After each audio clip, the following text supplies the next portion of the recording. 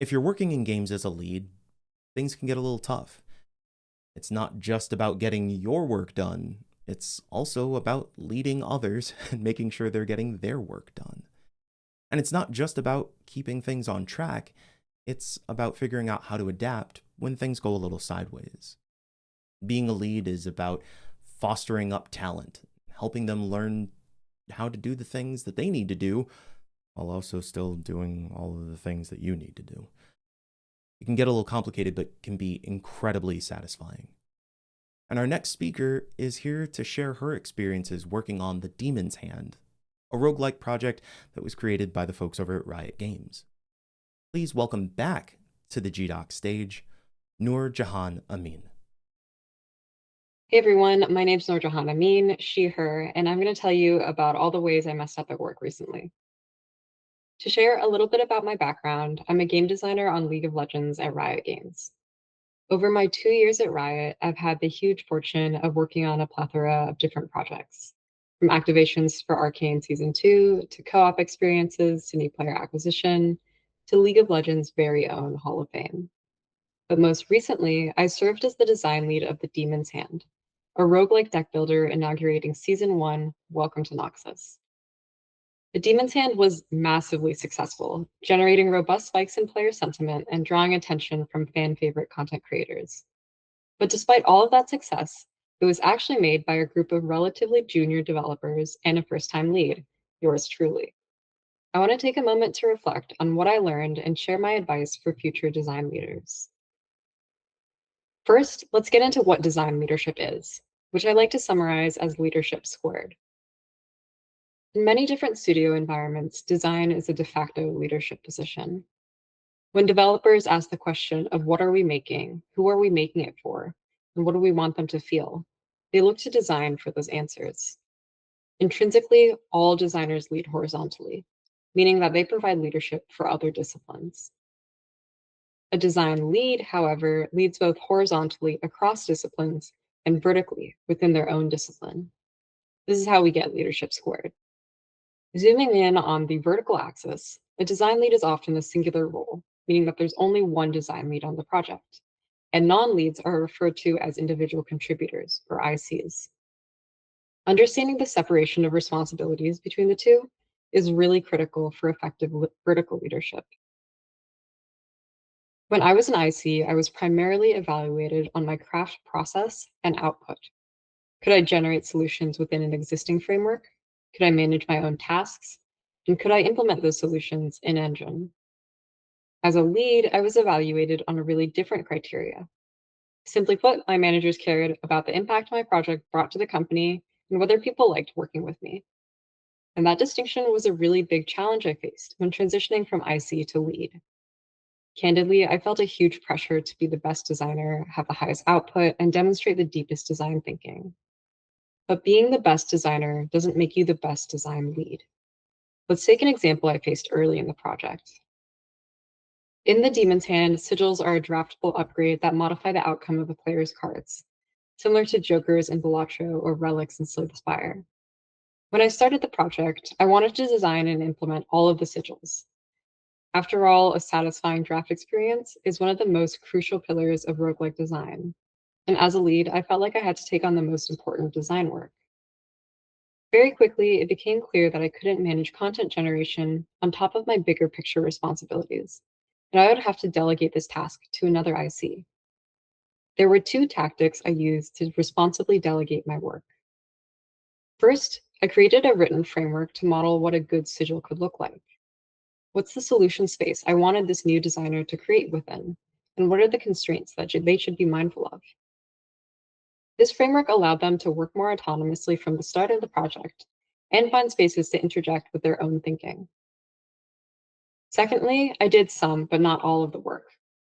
I implemented a small handful of sigils independently just to understand the workflow. This was crucial for me to understand the size of the tasks that I was handing off and build empathy for the IC who would end up owning that content. Through that exercise, I actually learned that creating sigils would be one of the biggest pieces of design work on the entire project. And I decided to have two designers tackle that space instead of just one, as I had originally planned. So, to summarize, Design leadership involves both horizontal and vertical leadership. As a design lead, you're evaluated based on the end product and other people's trust in you, not based on your own craft excellence. Secondly, the best design leads are not necessarily the best designers. I'd go as far to say that the hallmark of a great design leader is creating opportunities to let others shine. Lastly, delegate proactively and empathetically. Understand what you're asking for from your teammates before you ask them. The second big lesson I learned is about managing language barriers. Language barriers are by no means specific to design leads, but whether that's miscommunicating to other disciplines or not being clear about your own priorities, chances are your communication skills as a lead will be put to the test. There are three general categories of language barriers. The first is the most explicit. Actual language barriers are when an individual does not natively speak the same language as other team members. On the Demon's Hand, this was most common when working with external partners. We had three art vendors from Singapore, China, and Canada, who all spoke different native languages and supported different elements of the game. Though everyday communication flowed smoothly, relaying nuanced feedback about the tone or mood of the game was really challenging.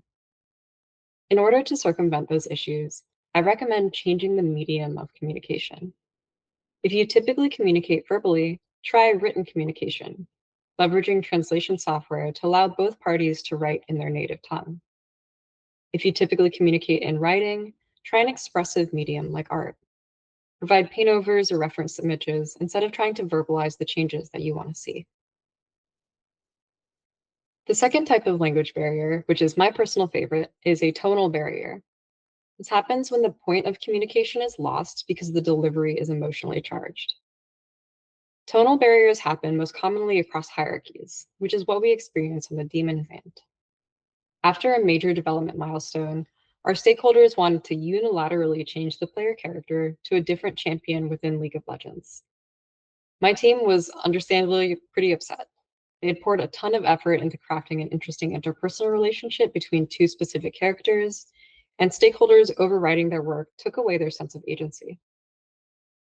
The important thing to remember here is that tonal barriers happen because of a lack of trust. And addressing the lack of trust is more important than addressing the actual stated feedback. My advice here is to take it offline, address it directly, and have a third party moderate the discussion. As you would expect, stakeholders weren't being inconsiderate for no reason. The team was actually moving so quickly that they didn't feel like they had opportunities to check over our work, and being heavy handed was the only way they knew how to be heard. So we implemented a channel on Slack that allowed stakeholders to check our work on a day to day basis. Tactically, I don't think that solution was very helpful for ICs, but the gesture alone helped concretize that we were working towards a common goal and prevented future communication barriers.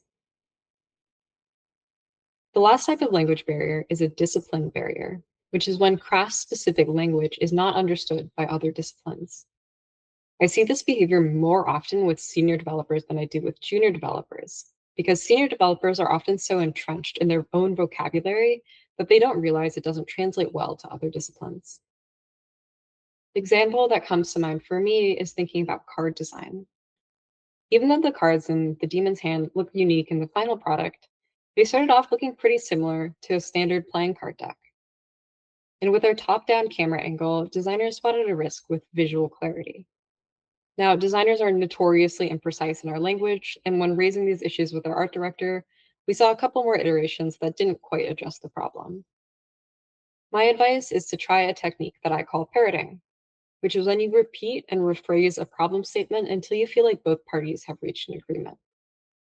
For example, I told my art director that I think there's an issue with visual clarity. And he would tell me, yeah, there's an issue with readability due to the overuse of color. Note the difference in vocabulary between myself and the art director. Then I would follow up with, do you think the colors more sparingly would help me differentiate between the king and queen cards? I was ultimately still asking, do you think this would improve visual clarity?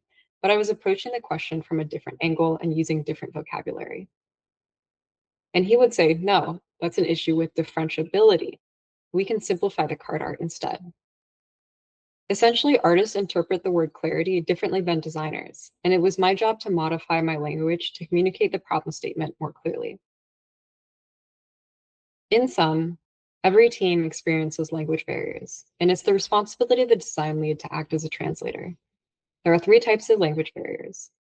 With actual language barriers, change up the medium of communication until you land on something that works best for both parties. With tonal barriers, address the lack of trust before addressing the stage of problems. And with discipline barriers, be cognizant of how vocabulary can translate across disciplines. Try parroting, which involves repeating and rephrasing if you feel like a piece of feedback wasn't well understood the first time. All right, almost there, folks. The last one is about building stability. Stability is something people talk about a lot in the context of financial independence or job security, but we often don't know what it means on a daily basis. For me, stability is about balancing the centrifugal and centripetal forces on your team.